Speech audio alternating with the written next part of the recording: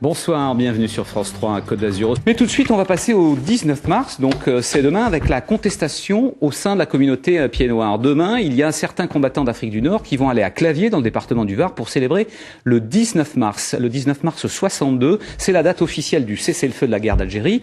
Or, il y a des Pieds-Noirs qui vont aller manifester contre cette commémoration parce qu'ils disent, après le 19 mars, il y a eu beaucoup d'exactions, des milliers de morts notamment, et ils accusent l'armée française à propos de la fusillade du 26 mars à Alger où des militaires de l'armée française ont donc tiré sur des Pieds-Noirs. C'est un reportage de Jean-Claude Honorat et de Francis Mallory.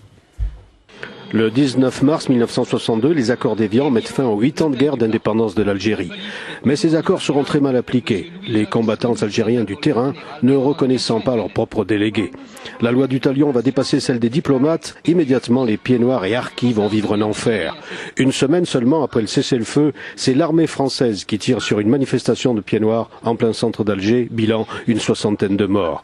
Philippe Gauthier, 28 ans, ancien commando marine, devenu ingénieur chez IBM, reçoit une balle française dans la nuque. Je suis partie à la morgue, mais c'était des gens qui hurlaient en permanence. Vous savez, on mettait de l'eau sur les cadavres parce que on m'a expliqué après qu'il y avait trop de sang, qu'il fallait les laver. Alors ils étaient tout nus, on les lavait, ils avaient des linges sur eux, mais on se disputait pour chercher son mort parce qu'ils étaient empilés les uns sur les autres. Je vous assure, on se disputait. Les femmes hurlaient, le tombaient par terre.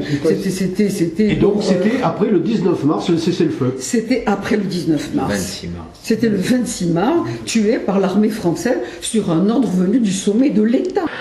Alger, quartier de Bab el-Oued, en dépit du cessez-le-feu, les gendarmes français répriment la contestation du petit peuple pieds-noirs. On a envoyé des chars qui ont monté sur les voitures, qui ont écrasé les voitures. On a envoyé la soldatesque, c'est-à-dire les gardes mobiles, qui ont saccagé sous prétexte de fouilles, ont saccagé les appartements, ont démoli, ont pillé, puisqu'ils ont pris du fric, un certain nombre de choses comme ça. On a ramassé tout ce qui pouvait être population masculine, depuis l'âge de 12 ans jusqu'à 70 voire 80 ans, qu'on a envoyé dans des camps. Ces gens-là ont été gardés pendant plus de 15 jours. Et lorsqu'ils ont été relâchés non pas à proximité de la maison, mais dans des quartiers musulmans. Le 5 juillet, à Oran, c'est la chasse aux Blancs. 1 millier de morts est disparu par enlèvement. L'armée française reste l'arme au pied, ordre de l'Élysée. La nouvelle armée algérienne capture plus de 100 000 harkis, les anciens supplétifs que le gouvernement français a délibérément choisi d'abandonner.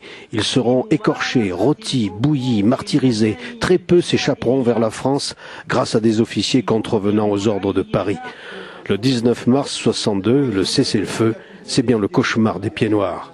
Pour moi, le 19 mars, c'est le déshonneur de l'armée française. C'est pour ça que je ne comprends pas qu'on puisse commémorer. C'est pire qu'une armistice. De 40 ou d'autres. Demain, la plupart des anciens combattants d'Algérie célébreront le cessez-le-feu du 19 mars.